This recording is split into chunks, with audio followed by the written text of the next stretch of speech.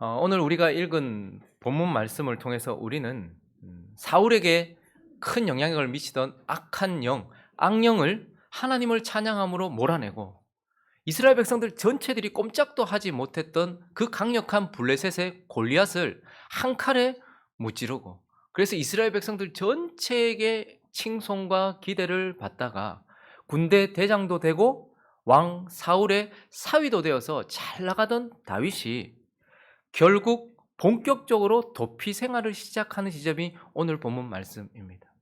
그렇게 승승장구하던 다윗이 이제 본격적으로 도피 생활을 시작하는데, 이 시작전부터 약 10여 년 가까이 그는 생명을 건지기 위하여서, 죽지 않기 위하여서 광야로 내몰려져 나갔고, 거기에서 도피 생활을 10년 정도 하게 되는데요. 이러한 다윗의 모습을 우리가 주목해 봐야 하는 이유는, 다윗은 우리의 왕이신 예수 그리스도의 예표이기 때문에 그가 광야에서 시험을 받으신 것을 통하여서 우리의 주 예수 그리스도께서도 이런 시험과 어려움과 고난을 받으실 것이다 라는 것을 우리가 미리 보게 되고요. 그러나 더 중요한 것은, 다윗은 구원받은 하나님의 백성, 예수 그리스도를 주로 모신 그리스도인, 그리고 그분을 따라가는 제자들인 저와 여러분의 예표이기도 하기 때문에, 그 다윗이 광야에서 고난을 받았다라는 것을 통해 우리도 우리의 삶 속에 광야로 내몰리는 시간이 있을 것이고, 그 광야에서 다윗과 같이 꽤 긴 시간을 고통 가운데서, 어려움 가운데서 보내게 되는 시간이 있을 것이다 라는 것을 미리 깨닫게 되는 말씀이기도 하기 때문에 중요합니다. 하나님께서는 다윗을 왜 광야로 내모셨을까요? 여러분, 10년이라는 시간, 이게 말이 10년이지 10년을 그 좁은 곳에서 생명을 건지기 위하여서 그렇게 오랫동안 살아야 됐던, 그것이 쉬운 일은 아니지 않습니까? 그런데 왜 하나님은 다윗을 광야로 데리고 가셨을까? 왜 그 긴 시간을 그 어두움 가운데서 지내게 하셨을까? 우리는 오늘 다윗이 본격적으로 도피 생활을, 10년 가까이 이어질 도피 생활을 시작하는 이 지점에서 왜 하나님이 다윗을 광야로 내모셨는가 하는 것을 살피면서, 왜 하나님께서 때때로 내게 광야를 허락하시는가 하는 이유도 살펴보려고 합니다. 한 두 가지로 나눠서 살펴보려고 하는데요. 그 첫 번째는 연단하시려고 한다라는 것입니다. 연단이라는 사전적 의미가 무엇이죠? 연단은 같이 있도록 단단하게 한다, 같이 있도록 만든다라는 거예요. 그러나 같이 있도록 만들기 위하여 연단이라는 단어 앞에 들어가는 것이 무엇이냐면, 불순물을 제거한다라는 것입니다. 없어야 할 것들, 그것을 제거해서 정결하게 하고 그것을 같이 있도록 만든다라는 것입니다. 우리가 다윗이 등장하는 장면과 지금까지의 다윗의 모습을 보면서, 다윗을 그냥 기름 부었으니 바로 왕위에 앉히면 어땠을까 생각해 보지 않습니까? 그가 악한 영을 몰아냈어요. 하나님을 높이며 악한 영을 몰아내기 시작했고, 블레셋을 무릎 꿇렸습니다. 그러면 다윗이라면 그냥 하나님께서 기름을 부으셨으니 왕의 자리에 앉히면 어땠을까? 믿음의 사람이니까요. 그러면 어땠을까 생각합니다. 그러나 그에게 본격적으로 시험이 시작되고 고난이 시작되고 현실이라는 문 앞에 그가 들어서고 그의 삶에 본격적으로 어려움이 닥쳤을 때, 우리는 다윗이 인간적인 모습과 그 속에 있는 여러 가지 불순물들을 드러내고 있다는 것을 보게 됩니다. 오늘 본문 말씀 20장 1절 말씀을 한번 볼까요? 한번 읽어주시겠습니까? 20장 1절, 이제 다윗의 모습을, 다윗이 예수 그리스도의 예표이긴 하지만 예수는 아닙니다. 우리의 예표이기 때문에 인간적인 모습을 보여줘요. 자, 다윗이 어떤 모습을 그의 시험 가운데서, 그의 삶의 현실 가운데서 보여주는지 읽어주십시오. 시작.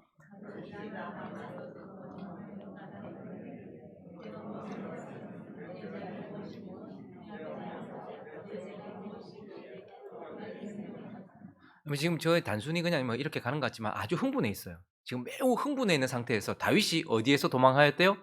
라마나요. 사울이 자꾸 죽이려고 하거든요. 창을 던져서 피했어요. 그래서 집에 갔더니 이번엔 진짜 사람을 죽이려고 암살자들을 보낸 거예요. 그래서 정신없이 헤매다가 어디로 간 거예요? 사무엘에게 간 거예요. 사무엘이 라마 나요에 있었습니다. 그런데 그때에 사무엘에게 숨어들었는데, 거기서 살고 있는데도 사울이 어떻게 합니까? 사람들을 보내고 또 나중에는요, 사울이 직접 죽이려고 와요. 그런데 그때 하나님께서 어떤 은혜를 주십니까? 하나님이 친히 역사하세요. 그래서 보낸 암살자들에게 성령이 임하셔가지고 입신하기도 하고 황홀경에 빠져가지고 그냥 돌아가고 3번이나 그렇게 했어요. 그리고 사울이 왔을 때도 어떻게 됩니까? 사울도 입신했어요. 그리고 하루 종일 옷 다 벗고 사무엘 앞에서 그렇게 했어요. 자, 그런데 하나님께서 이 위기 가운데서 다윗이 말씀을 상징하던 사무엘, 그리고 성령이 역사하던 나마나옅. 근데 지금 다윗이 거기까지 사울이 왔다는 것을 생각하니까 갑자기 두려웠나 봐요. 그러니까 말씀이 있고 성령이 역사하던 그곳에서 어떻게 해요? 도망가 버리는 거예요.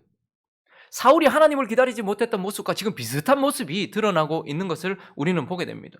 그래서 내 마음에 어떠하든 하나님이 역사하시는 곳이고 하나님의 말씀이 있고 하나님의 영이 역사하는 곳이라면 거기 있어야 되는데, 오늘 20장 1절은 다윗이 나만하에서 도망가요. 그리고 누구한테 가요? 요나단에게 이르렀다, 이렇게 말하고 있습니다. 이 사람에게도 가보고 저 사람에게도 가봤는데 이제 자기가 생각할 때 요나단한테 가야 되겠다라는 생각이 들었던 것이죠. 그러니까 하나님을 기다리지 않고 사람을 의지하기 시작하는 모습이 여기서부터 드러나기 시작합니다. 근데 점점 어떻게 됩니까? 21장 10절을 보시면요, 그날에 다윗이 사울을 두려워하여 사무엘이 있던 나마나에서 도망갔다가 이제 요나단에게 갔다가 또 사울을 두려워하여 일어나 도망하여 어디로 갑니까? 가드 왕 아기스에게로 가니. 자, 가드는 어느 땅? 골리앗이 어느 나라, 어디 사람? 가드 사람 골리앗. 가드는 어느 지역? 블레셋 지역. 이스라엘과 천천지 원수인 블레셋 가드 왕 아기스가 있는 곳으로 지금 다윗이 자기 생명 살리겠다고 지금 거기로 도망가서 아기스에게 정치적으로 어떻게 좀 붙어서 사울에게서부터 생명을 건지려고 하는, 지금 사람을 의지하고 있는 모습이 눈에 띄게 됩니다. 거기다가 또 22장으로 넘어가시면요, 3절과 4절에 보시면 이제 다윗이 거기서 모압 미스베로 가서 모압 왕에게 이르되 하나님이 나를 위하여 어떻게 하실지를 내가 알기까지 나의 부모가 나와서 당신들과 함께 있게 하기를 청하나이다 하고 읽습니다. 시작. 부모를 인도하여 모압 왕 앞에 나아갔더니 그들은 다윗이 요새에 있을 동안에 모압 왕과 함께 있었다. 말씀이 역사하고 성령이 역사하던 그 자리에서 기다리지 못하고 거기서 도망하여 요나단을 의지하더니 나중에는 가드와 아기스에게 갔다가 이것도 여의치 않으니까 모압 왕에 갔어요. 모압 왕에는 왜 갔을까요? 거기 에돔도 있고 암몬도 있는데 왜 모압 왕에 갔을까요? 다윗의 조상 룻이 어디 사람입니까? 모압 사람이거든요. 그러니까 연이 있는 거예요. 그러니까 어떻게든지 지금 내가 한번 살아봐야 되겠다, 내 부모 이러다가 죽겠고 내 형제 다 죽겠다, 멸족하겠다 싶으니까 그가 믿음으로 싸우는 멋진 모습이 있었지만 시간이 지나면서 위기가 닥치고 현실이 우리 가운데 닥치니까 하나님을 기다리지 못한 채 사람을 의지하는 모습이 속속 드러나고 있는 것을 봅니다. 거기다가 20장 1절을 다시 보시면요, 지금 그가 매우 흥분해서 감정에 사로잡혀서 이렇게 소리치고 있습니다. 다시 읽습니다. 시작. 다윗이 라마 나요셋에서 도망하여 요나단에게 이르되 내가 무엇을 하였으며 내 죄악이 무엇이며 네 아버지 앞에서 내 죄가 무엇이기에 그가 내 생명을 찾느냐. 여러분, 이 짧은 한 구절 안에 나라는 표현이 벌써 4번이나 들어가고 있어요. 나. 하나님의 영광에 사로잡혔던 그, 하나님의 이름이 땅에 떨어지는 것을 참을 수 없었던 하나님의 이름을 바라봤던 그가 지금 내 생명이라고 말하면서 자기에게 주목하고 있는 것을 보게 되는 것이죠. 그리고 그가 자기에게 주목하면서 자기의 감정에 사로잡히는 것을 보게 되는 것입니다. 그가 사울이 두려워서 가드 왕에게로 가고 사울이 들어와서 모압 왕에게도 가는 그러한 것들을 보게 되면서 20장 8절은 그가 이렇게 말해버립니다. 그런즉 바라건대 네 종에게 인자하게 행하라. 네가 네 종에게, 자기를 얘기하는 거예요. 요나단에게 지금 얘기하는 거예요. 여호와 앞에서 너와 맹세하게 하였음이니라. 그러나 내게 죄악이 있으면 네가 친히 나를 죽이라. 요나단 보고 지금 뭐라고 하는가 하면, 시간 끌고 뭐 있냐, 내가 잘못이 있거나 하면 네가 나 죽여라. 여러분, 이건 정말 이성적인 판단에서 나온 말이었을까요? 감정에 사로잡혀서 하는 말이었을까요? 사람이 위기가 닥치면요, 신중하게 생각하지 않고 감정적으로 쏟아내기 시작합니다. 지금 다윗이 어떤 상태에 있었는가 하면 자기 자신에게 주목하게 되었고, 그래서 자기 자신의 감정을 따라 움직이고 있는 모습. 그래서 우리가 위기가 딱 닥쳤을 때 보면요, 사람들이 알기는 아는데 그때는 어떻게 해요? 감정을 따라 움직이게 되는 것을 보게 됩니다. 그러니 자기에게 집중하게 됐다라는 거. 그러면 이건 사울과 별반 다른 모습이 없습니다. 사람이 자기에게 집중해서 잘 나갈 때 자기에게 집중하면 교만해져서 자기의 기념비를 세워요. 그런데 못 나갈 때, 고통스러울 때 자기에게 집중하면 어떻게 될까요? 자기를 동정합니다. 자기 비하, 자기 동정으로 나가고 감정에 휩쓸리게 돼요. 지금 다윗이 하나님을 기다리지 않은 채 사람을 의지하는 모습이 드러나더니 자아에 충실해지고 있는 위험한 모습을 보여주고 있고 감정에 따라 좌지우지되고 있다는 것을 보여주고 있습니다. 거기다가 더 심각한 것은 20장 6절을 한번 읽어볼까요? 시작. 네 아버지께서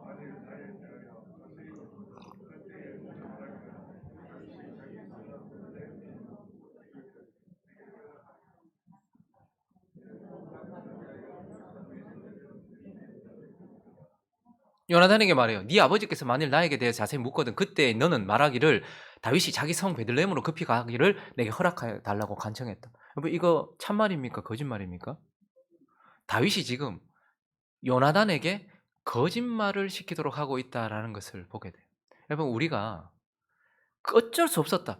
다윗을 보면 어쩔 수 없었어요. 지금 너무 급박하고 생명이 경각에 달해 있기 때문에 어쩔 수 없는 건 맞아요.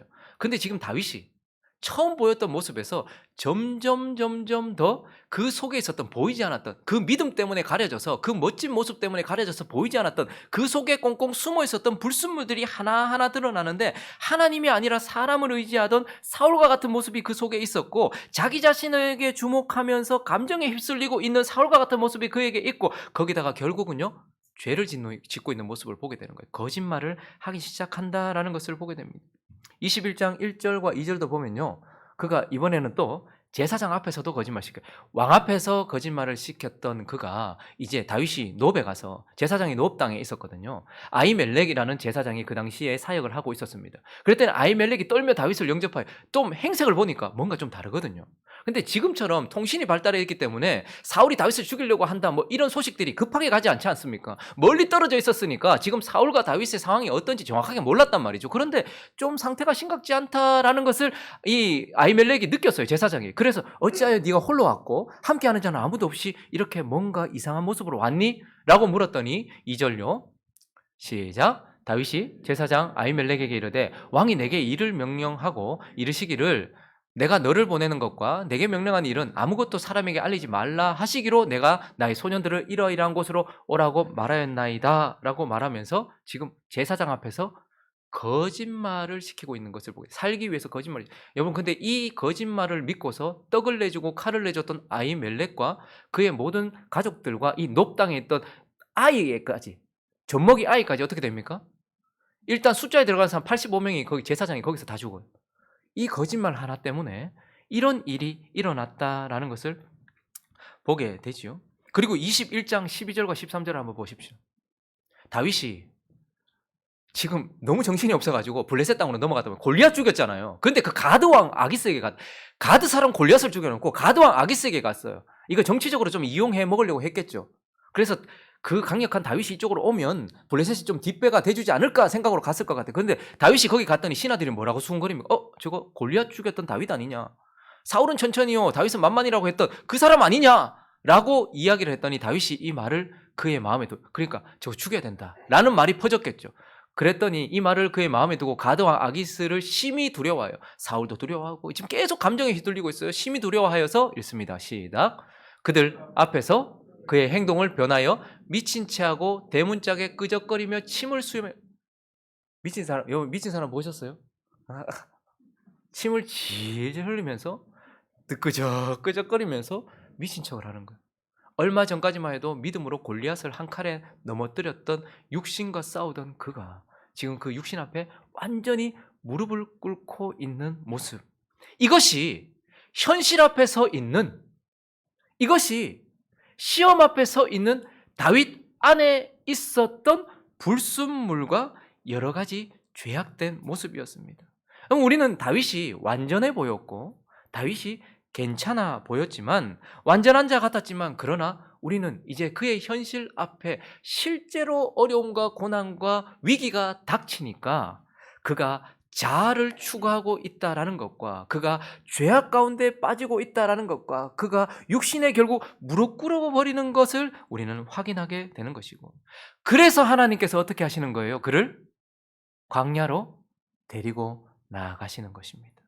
그래서 그곳에서 그의 죄악된 모습을 깨트리시고 그의 불순물들을 제거하시고 그 자아를 낮추셔서 그를 하나님께서 연단하시려고 데리고 나가셨다라는 거예요. 이걸 한마디로 이야기한다면 사울과 같이 되지 않도록 하기 위해서 그렇게 하셨다라는 것입니다.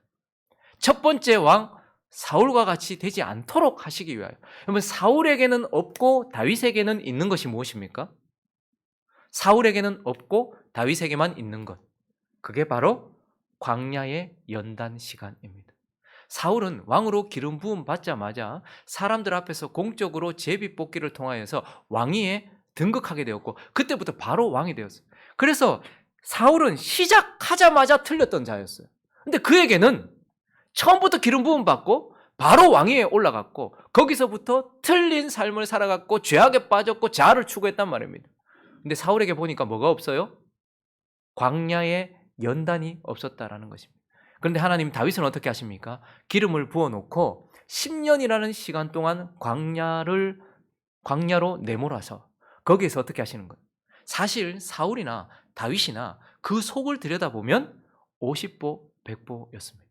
그런데 사울과 다윗이 달랐던 것은 하나님이 사울에게는 광야에 연단을 두시지 않았지만 그러나 다윗에게는 10년 가까운 시간 동안 그를 연단하셔서 다윗 안에 있었던 사울과 똑같은 자아 추구의 모습을 깨트리시고 그래서 자아를 낮추시고 사울 안에 있었던 것과 똑같은 죄악들을 제거해 주시고 그것을 불순물들을 제거하셔서 단단하게 하셨다라는 것을 보면서 왜 그를 광야로 내몰았는가? 사울과 같이 되지 않도록 하기 위하여서 그렇게 하셨다라는 것을 우리에게 가르쳐 주고 있습니다. 그리고 이제 오늘 본문 말씀을 통하여 한 가지를 더 살펴볼까요? 왜 하나님은 이 다윗을 광야로 내모셔서 그 긴 10여 년간의 시간 동안이나 연단을 하시고 그렇게 하셨는가? 두 번째는 찬양을 주시려고 그렇게 하셨다라는 것입니다. 찬양을 주시려. 찬양이 무엇입니까? 요즘 변질된 그러한 모습 속에서 찬양을 개념 짓지 말고 찬양이란 내 마음의 위안을 얻기 위하여서 내가 하나님 앞에 부르는 노래가 아니고요. 찬양은 하나님을 높이는 것입니다. 찬양은 하나님 앞에 나와서 하나님을 높이는 것입니다. 그리고 찬양은요, 그 하나님을 높이면서 뭐 하는 거예요? 하나님을 바라보는 것이 찬양입니다. 그래서 우리가 하나님을 높이고 하나님을 바라볼 때에 찬양 가운데 하나님께서 그때 어떻게 하십니까? 임재하시는 거예요. 그래서 찬양은 하나님의 임재를 지금 이곳으로 가져다 주는 것이 찬양인 것입니다. 왜 찬양할 때 하나님이 우리에게 임재하시는가 하면 내가 벌쩍벌쩍 뛰면서 간절하고 기쁘고 막 그렇게 했기 때문이 아니라 내가 하나님을 높이면서 하나님을 바라보았기 때문에 하나님 앞에 낮아졌기 때문에 하나님이 임재하신. 그래서 바른 찬양을 할 때면 악기가 어떠하냐 세션이 어떠하냐 조명이 있냐 없냐와 상관없이 바른 찬양은 우리가 하나님을 바라보면서 하나님을 높이는 것이 찬양이에요. 그때에 하나님께서 임재하셔서 우리에게 기쁨도 주셔서 뛰게 하시고 하나님이 임재하셔서 우리에게 은혜를 주셔서 눈물도 흘리게 하는 게 그게 찬양이에요. 그래서 찬양의 가장 중요한 것은 지금 현재 힘을 가져다 준다라는 실제적인 능력이 나타나는 게 찬양입니다. 그래서 사람들이 힘들고 어려울 때 뭐 하는 거예요? 찬양하는 것이죠. 그때 찬양할 때 하나님이 임재하셔서 위로가 필요한 나에게는 위로를 주시고 회개가 필요한 나에게는 회개할 힘을 주시고 은혜가 필요한 우리에게 힘을 주는 거예요. 근데 노래라는 장르 자체가 그 도구 자체가 그래요. 제가 저번에도 한번 말씀드렸잖아요. 잊을 수 없는 훈련을 받는데 혹한기 훈련 기간이었습니다. 일주일을 걸어가야 되는데 이틀째 됐는데 너무 힘든 게 하루 종일 걷고 밤에도 걸으니까 잠을 한숨도 못 잔 채 밤에 걸으니까 이틀째 되니까 잠도 못 잔 상황에서 걷는데 앞사람 뒤꿈치만 보고 걸으래요. 이제 산속으로 들어갔는데 이건 뭐 어딘지도 모르겠고 보이지도 않고 제가 좀 밤눈이 어둡거든요. 그러니까 이게 뭐 앞도 잘 안 보이는데 앞사람 뒤꿈치만 보고 걸어가라는 거예요. 근데 이틀째 되니까 너무 힘든 거예요. 그러다가 뭐 3시간 정도 가다가 10분 쉬고 이럴 때 앉지 말라는 거예요. 왜냐하면 앉으면 퍼지니까. 이 군장을 메고 있죠. 총도 들고 있죠. 그러니까 이렇게 앉으면 뒤로 퍼지잖아요. 그러면 퍼지면 못 일어난다는 거예요. 그러니까 앉지 말고 쉬라는 거예요. 근데 도저히 못 있겠는 거예요. 앉았다가 뒤로 퍼졌어요. 하지 말라는 행동 다 했죠. 총도 막 옆에 놔둬버리고 막 죽겠는데 어깨가 너무 아파서 한쪽으로 군장을 메고 한쪽에 또 총을 들고 이렇게 가니까 너무 힘든 거예요. 앞사람 뒤꿈치만 보고 가는데 지금 여러분들 눈처럼 계속 뭐 이러면서 가다가 그런데 갑자기 제 옆에 그 장교가 있었거든요. 밤에 한 새벽 1시인가 반, 1시 반인가 갑자기 산속에 가는데 이제 그 인적이 드문 곳이니까 갑자기 깜짝 놀랐어요. 군 간다! 뭐 옆에서 갑자기 군 간다! 군 가라! 맞자! 사람! 그것이야! 뚜어싸다! 하는데 이게 앞이고 뒤고 군가하겠습니까? 근데 나는 바로 옆에 있으니까 안 할 수가 없잖아요. 바로 옆에 있으니까 멋있나? 그러니까 옆에서 또 멋있다! 뭐 사나이! 사나이! 뭐 하면서 막 하는데 나 진짜 너무 짱나는데 옆에서 하니까 안 할 수는 없잖아요. 근데 참 희한하더라고. 많고 많지만 누가 바로 내가 사랑 이런데 하는데 웃을 일이 아니고요. 진짜로 갑자기 제가 걸음이 달라지면서 난 멋지지 않은 사람인데 뭐 하는 짓이가 생각 들었는데 힘이 불끈 생기기 시작하더라고. 여러분 우리 민족들은요 너무 힘든 노동을 할 때도요 모내기를 하든 별을 베든 너무 힘든 걸 할 때에 뭘 합니까? 같이 노래를 불렀어요. 앞에 선창하면 뒤에서 후창하면서 같이 노래를 불렀어요. 인생의 고개를 넘을 때마다 아리랑 이게 무슨 노래인지는 몰라도 모든 민족들이 그 고개를 넘을 때마다 뭐 하면서 넘어가요? 노래하면서 갔어요. 노래는 이러한 힘이 있어요. 그래서 힘들고 어려울 때 사람들이 여러분 한 번씩 그런 거 보시잖아요. 이게 뭐 휴게소 같은 데 가면 그 이제 요즘 그렇게 하면 안 돼도 요즘 그렇게 하잖아요. 버스 이렇게 그 휴게소에 이렇게 서잖아요. 그러면 뭐 무슨 등산에 무슨 뭐 하면서 하루 놀잖아요. 그래 가면 휴게소 왔는데도 계속 저는 제 버스 잘못 타가지고 이게 제 버스인 줄 알고 탔는데 옆 버스에 탄 거예요. 타니까 전부 다 계속 이러고 뭐 세월아 비켜라 그런다고 세월이 비킵니까? 안 비키는데도 그때는 힘이 나요. 희한하죠. 근데 여러분 하나님을 찬양할 때에 우리가 진짜 하고 싶으세요? 하나님을 찬양할 때에 진짜로 하나님이 임재하셔서 실제적인 힘을 주세요. 그래서 찬양이란 지금 내게 역사하시는 하나님의 임재를 가져다 주는 게 그게 찬양이에요. 그리고 또 하나 찬양은요 놀라운 기능을 가지고 있는데 소환해내는 기능이 있어요. 기억해낸단 말입니다. 제가 저번에도 한번 말씀드렸잖아요. 한번 버스를 타고 가는데 노래가 경쾌한 노래가 나왔어요. 옛날 노래가 나왔어요.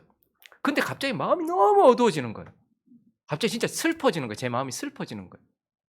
그 노래가 뭐 그때 제가 제 기억은 뭐 오장박인가 뭐 성을 이렇게 붙여서 그 가수가 불렀는데 뭐 확실히 모르겠어요. 오장박이 맞는지 모르겠는데 노래 그 제목이 그 풍선 뭐 무슨 노란 풍선인가 뭐 그런 노래였어요. 그래서 뭐 그 노래 지나가 버린 어린 시절 되게 경쾌한 노래예요. 풍선을 타고 날아가는 예쁜 꿈도 꾸었지 노란 풍선이 하늘을 날 이런 노래였어요.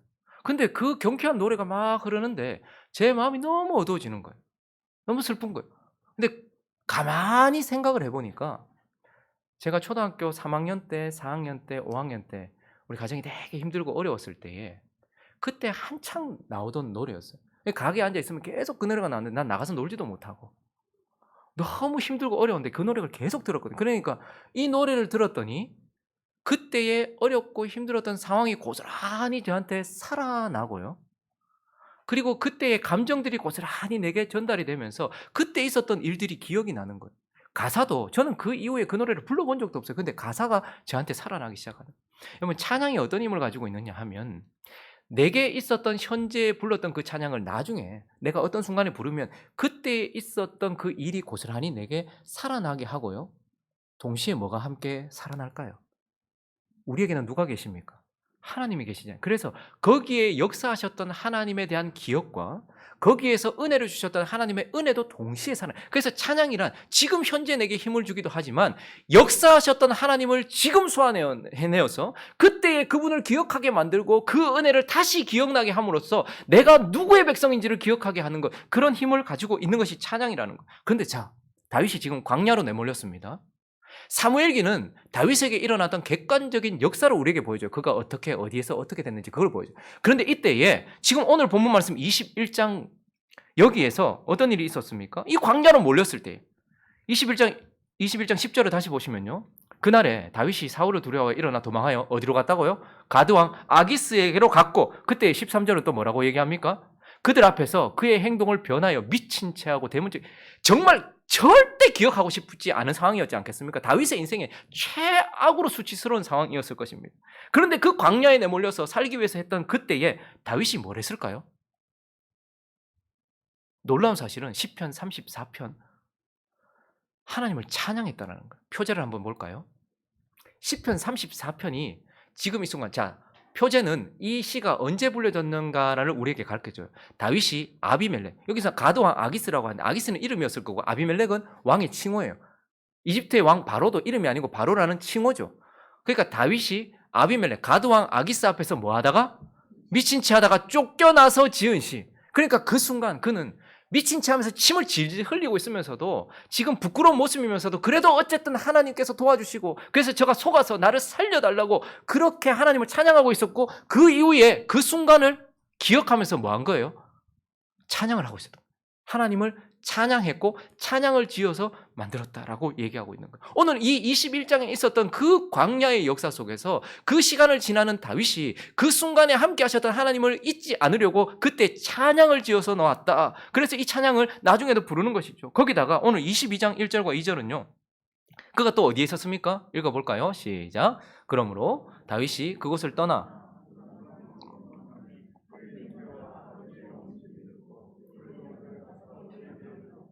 환난을 당한 모든 자와 빚진 모든 자와 마음이 원통한 자가 다 그에게로 모였고 그는 그들의 우두머리가 되었는데 그와 함께한 자가 400명을 1절에 보니까 그가 어디에 있었다고 말합니까? 우리가 잘 아는 다윗이 그곳을 떠나 어디요?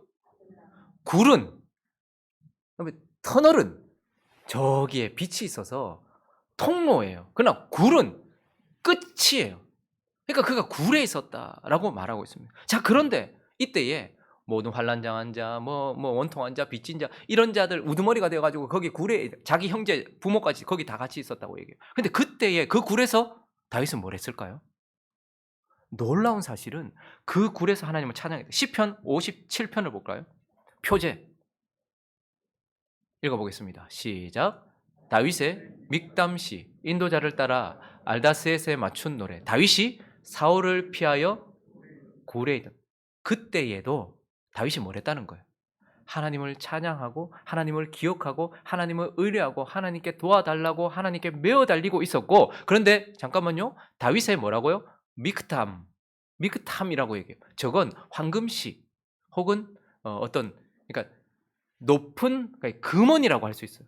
높은 가르침 이런 뜻입니다. 자, 그런데 그때 있었던 일을 다윗이 어떻게 하고 있는 거예요? 지금 노래로 만들어 놓고 기억을 하면서 이걸 가지고 있었다라는 거예요. 거기다가 오늘 시편 142편도 한번 볼까요? 142편의 표제도 읽어볼까요? 시작. 다윗이 굴에 있을 때에 지은 마스길. 그가 또 굴에 있을 때 또 하나님을 높였고 찬양했어요. 그런데 이번에는 뭐라고요? 마스길. 이건 기억해야 될 교훈, 잊지 말아야 될 가르침 이런 뜻입니다. 자, 그런데 이 노래를 그 가드왕 아기스 앞에서 침 질질 흘리면서 끄적끄적거리면서 그렇게 비굴하게 생명을 건졌던 그 순간에도 그가 그것을 잊지 않고 하나님께서 함께 해주셨던 그 하나님을 찬양하는 시와 노래를 가지고 있었고 굴에 있을 때에도 57편과 140편 이걸 노래를 가지고 있으면서 그 노래를 그때 부르면서 힘을 얻었을 그가 이걸 나중에 어디서 불렀을까요? 왕궁에서도 부르는 거예요. 지금 굴이 아니라 편안한 왕궁에 있고 하나님이 은혜를 주셔서 지금 모든 전쟁에 승리하고 자신의 집안이 잘 나가고 있을 때에도 그것을 불렀던 거예요. 왜 그렇게 불렀을까요? 내가 이랬던 것을 잊지 않으려고.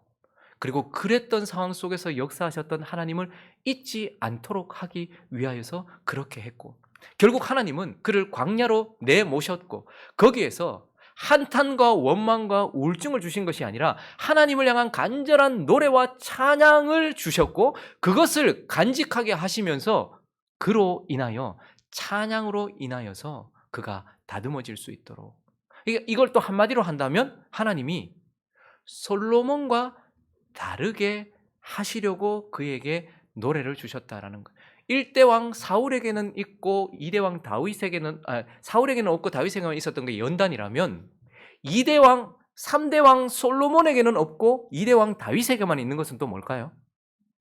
찬양인 것입니다. 솔로몬은요 지혜가 있었어요. 솔로몬은 풍요가 있었어요. 그런데 하나님이 이 솔로몬과도 다르게 해요. 솔로몬은 어떻게 해요? 사울은 시작하자마자 틀린 인생이었어요. 그래서 시작하자마자 틀린 인생과 같지 않게 하시려고 하나님이 광야로 보내서 연단하셨어요. 근데 솔로몬은요, 잘 나갔어요. 그의 시작은 1000번제로 시작했습니다. 하나님을 향한 전무후무한 예배, 1000번의 제사를 하나님께 드리면서 자신을 헌신하면서 시작했고, 솔로몬의 가장 큰 업적은 무엇이죠? 성전을 지었다라는 거예요. 그랬던 그가, 솔로몬은 나중에 어떻게 됩니까? 마지막에. 그래서 열왕기하 11장은요, 11장 전체 내용이 솔로몬의 마음이 솔로몬의 마음이 여호와를 떠나다. 이게 11장 위에 파란 글씨로 제목으로 되어 있어요. 11장 전체가 솔로몬이 언제요? 마지막에. 사울은 처음부터 떠났어요. 근데 솔로몬은요, 처음 좋았어요. 과정도 좋았어요. 근데 마지막에 떠났어요. 하나님께서 왜 다윗을 광야로 내모시고 거기에서 찬양을 하게 하셨는가? 솔로몬은 지혜는 있었지만 찬양은 없었어요. 근데 다윗은요, 솔로몬만큼 지혜롭거나 풍요는 없었어요. 그러나 다윗은 찬양이 있었어요. 그래서 어떻게 합니까? 왕궁에 있을 때도 찬양을 통하여서 그 하나님을 소환하고 기억해내면서 거기에서 그렇게 살았던 것이죠. 그러니 범죄했을 때에도 하나님이 나를 지켜주셨고 고쳐주셨다는 것을 기억하면서 그 찬양을 통해서 다시 일어나게 되는 것이죠. 그러므로 하나님께서 어떻게 하신 것입니까? 다윗에게 광야로 내모셔서 우리는 그 광야의 긴 고통의 시간만 볼지 모르겠지만 하나님은 그에게 연단을 주셨고 그에게 찬양을 주셨다. 그걸 주시기 위하여 내모셨다라는 것을 보게 되는 것입니다. 말씀을 정리하겠습니다. 이제 우리는 또 다윗의 꽤 긴 시간 동안의 연단을 계속해서 보겠죠. 고통을 보겠죠. 자, 그런데 그 연단에 너무 주목하지 말고 한 걸음 뒤로 떼서, 여러분 사람이 훈수를 둘 때면 잘 보이잖아요. 내가 거기 있으면 몰라도 자, 한 걸음 뒤로 떼서 다시 한번 이 말씀을 생각하면서 다윗을 한번 보세요. 하나님께서 왜 다윗을 10년이나 되는 그 긴 시간 동안 아무도 없는 광야에 내모셨는가? 왜 그러셨습니까? 이유는 딱 한 가지입니다. 다윗을 사랑하셨기 때문인 것이죠. 하나님께서 다윗을 사랑하셨기 때문에 그가 사울처럼, 연단맞지 못한 사울처럼 결국 하나님께 버림받지 않도록 하기 위하여서 하나님은 다윗을 광야에서 연단시켜 주신 거예요. 그리고 또요, 하나님이 솔로몬처럼 마지막에 하나님을 버리지 않도록 하기 위하여서 다윗에게 광야에서 찬양을 주셨다라는 거예요. 사울처럼 하나님께 버림받지 않도록, 솔로몬처럼 하나님을 버리지 않도록 하시기 위하여서 그 긴 시간 동안 그렇게 연단하시고 그 연단 속에서 찬양을 주셔서 그를 만들어 가셨다라는 거예요. 자, 이것이 다윗을 향한 하나님의 마음입니다. 자, 이제 한 걸음 더 물러나서 볼까요? 오늘 제가 중고등부 하는데 그 윤서가 저한테 묻더라고요. 하나님께서 다윗을 왜 그렇게 하시는지 좀 말로 하시면 될 텐데 10년이란 그 긴 시간 동안 그렇게 하신 것에 대해서 좀 마음이 어렵다 이렇게 얘기하더라고요. 우리가 우리의 삶에 하나님께서 연단하실 때 이런 마음이 들지 않겠습니까? 자, 그런데 이제 우리를 한번 돌아볼까요? 지금도 광야에 계신 분들이 있을 것이고 때때로 광야로 들어간, 그게 짧을 수도 있고 길 수도 있지만 우리를 광야에 두시는 때가 있습니다. 우리를 왜 광야에 두실까요? 근데 옆에 있던 친구가 그런 얘기를 했어요. 아니 그런데 다윗은 나중에 이렇게 광야에서 연단도 받았는데 또 나중에 간음하지 않아요? 이렇게 묻더라고요. 맞아요. 그래서 이게 정답 아니겠냐. 이렇게 연단받아도 또 넘어질 수 있는데 하나님께서 그래서 어떻게 하시는 거예요? 우리 속에 있는 불순물들과 지금은 보이지 않는 그 더럽고 그 추악한 것들이 내 삶에 역사하지 않도록 하시기 위하여, 나를 낮추시고 나를 깨끗하게 하시기 위하여서 하나님께서 우리를 연단하신다. 그러므로 저와 여러분의 삶 속에 으우 하는 그 상황과 너무 힘들고 고통스러운 그 상황과 그 사람들 사이에 우리를 두시는 이유는 하나님이 우리를 사랑하시기 때문이고 우리 속에는 불순물들이 있기 때문이며 그것이 우리를 사울처럼 만들 수도 있고 솔로몬처럼 만들 수도 있기 때문에 그렇게 되지 않도록, 사울처럼 하나님께 버림받지 않고 솔로몬처럼 하나님을 버리지 않도록 하시기 위하여 저와 여러분을 사랑하셔서 우리를 오직 하나님과만 홀로 있는 광야로 데리고 가신다라는 것을 기억하시면서, 이것 또한 하나님의 사랑임을 기억하면서 광야를 허락하신 하나님께 감사하고 그 광야를 이 다윗과 같이 연단받고 이 다윗과 같이 찬양하며 그렇게 걸어가는 저와 여러분 되시기를 예수 그리스도의 이름으로 축원합니다.